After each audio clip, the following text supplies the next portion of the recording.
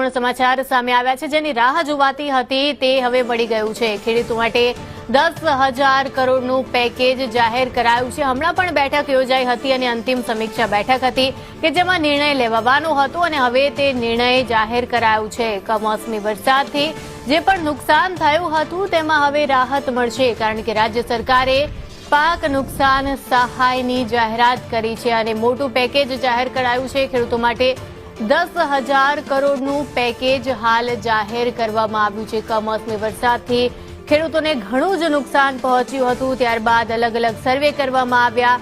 એ સર્વેની હવે જાહેરાત થઈ ગઈ છે કારણ કે હવે નુકસાન સહાયની જાહેરાત થઈ ગઈ છે। જે પણ સર્વે કરવામાં આવ્યો હતો તે સફળ થયું છે। આ અંગે વધુ વિગત સાથે સંવાદદાતા હિરેન રાવલ જોડાઈ ગયા છે। હિરેન, જેની રાહ જોવાતી હતી તે પેકેજ હવે જાહેર થઈ ગયું।